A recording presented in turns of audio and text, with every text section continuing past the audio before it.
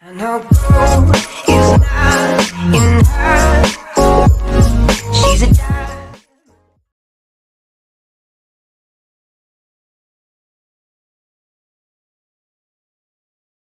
So hi everyone, this is another section of the videos that we'll be releasing or rolling out across YouTube and Facebook, and this section is going to be on my story.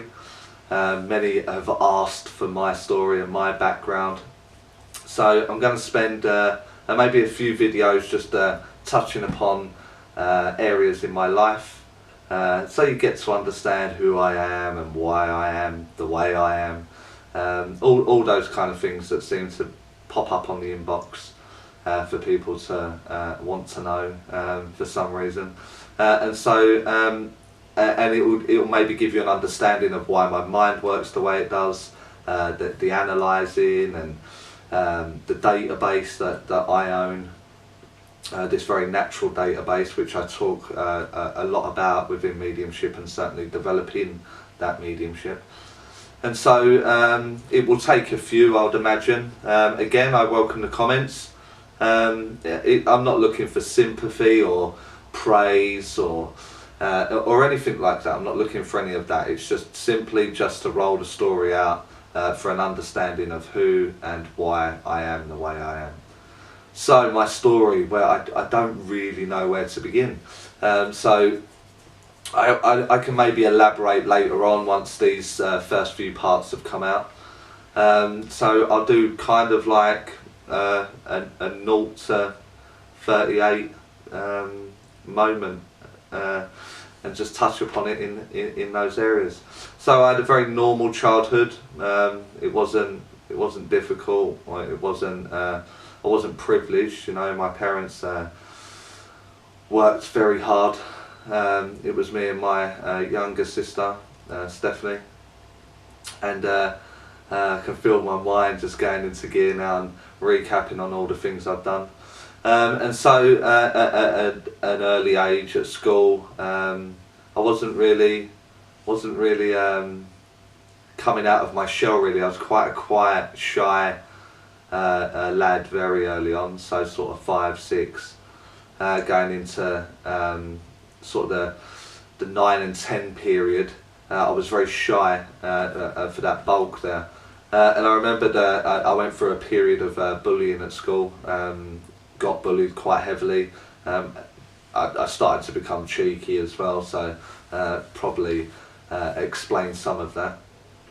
And so, but I loved football, absolutely loved football, so I always had a ball and I was always out kicking that about with my mates on the green outside, so no matter what the weather, you know, so it was always like that. And then it was around that sort of 9, 10, 11 year old age that life took a bit of a turn. My mum and dad separated, they got divorced at that point, which then led on to quite a difficult period there.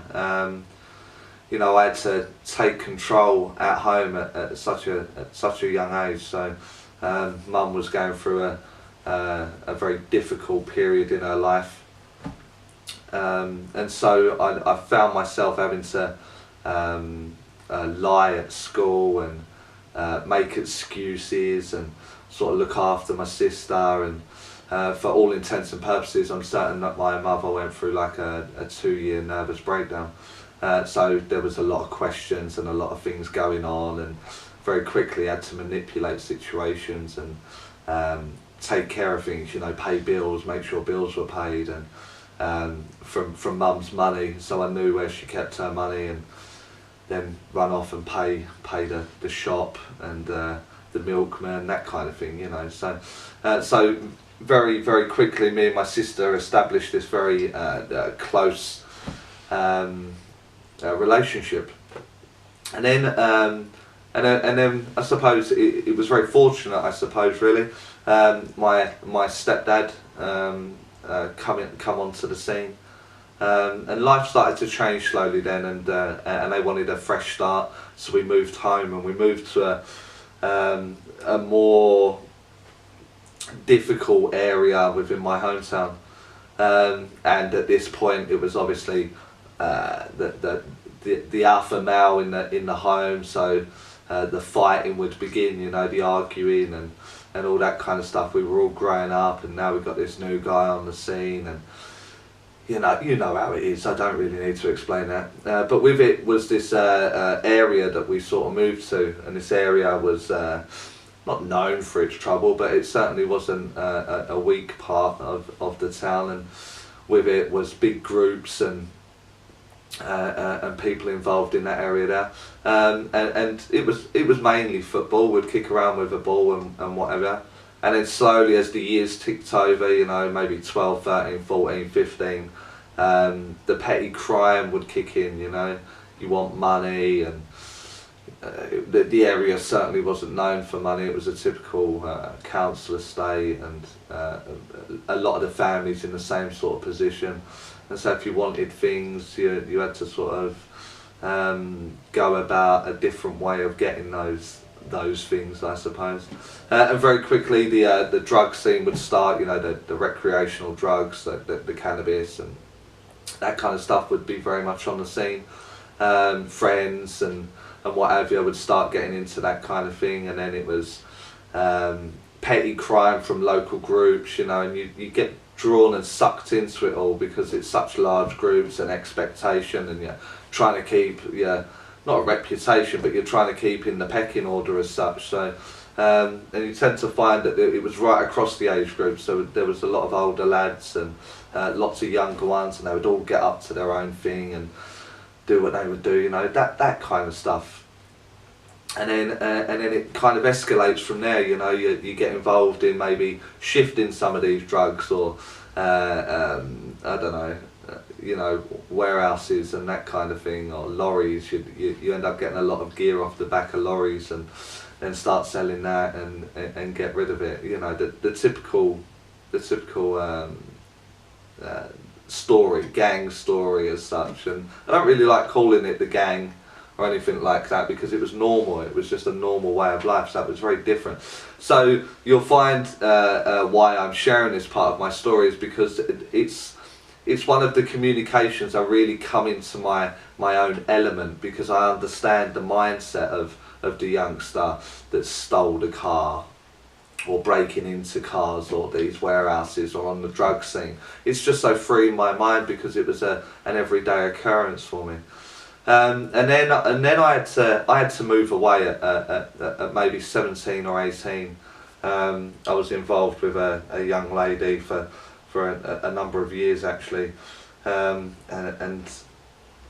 there was a lot of trouble that sort of went around the group at that time, you know. Everyone growing up way too fast and getting involved in drugs, and then different parts of the town were colliding. And lots of fighting and lots of violence was going about, and I had to disappear for a little while just to survive, I suppose, really, because I knew I was going to end up in trouble, and so me and my partner at the time, we moved away, and very slowly that relationship broke down from where we lived, and maybe a couple of years passed there, and I made my way back again, back to my hometown. And very quickly hooked up with the same old people, with the same old problems and the same old way of life, and very quickly you find yourself back in the drug scene and back in the petty crime scene and all that kind of stuff. And it was at that point I met my long-term partner.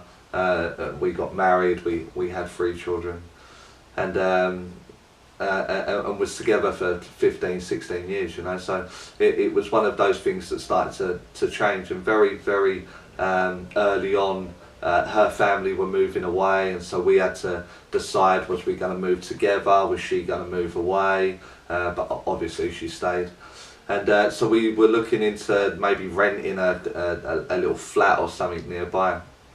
And her family were quite fortunate actually in one area of that, where they had a little bit of land and they had done like a barn conversion, and we had the top flat, and I just recently moved back, and so it was all very quick, you know. It was all very, very quick, and we decided to go out one evening and just gather a few of us together and come back to the new flat, like a little housewarming party. And we were drinking, everyone was drinking, you know. We went out for one or two, and it really was one or two. And then we went back, and we went back because my sister felt very unwell. She said, "Oh, I don't feel well, I don't feel well." And I remember carrying this guilt because I remember saying, "Oh, shut up, you know, just, it'll be all right, you'll be okay, everything will be all right." And so I said to her, "Well, if you're not well, why don't you go and lay down, you know, like, stop whinging about it, just go and lay down." And so she went, "No, yeah, I will go and lay down." So I made sure she was all right there, you know, like, everything all right, your bed's all right, because it was just in a flat and we were just using any spare space to crash for the evening. And you don't really care when you've had a drink, do you? So, and so she got herself comfortable on the floor over at the far end of the flat, and then the party continued, you know, and there was maybe a bottle of JD or a bottle of wine from memory, and the usual, you know, there was cannabis there in the property, and so the party just went on as normal. And then the following morning, it was quite a strange morning because there was like a few of us in this huge bed that I had in this flat, where everyone had just crashed. You know, like just the night got too heavy and everyone was just falling asleep everywhere. I know gold is not enough.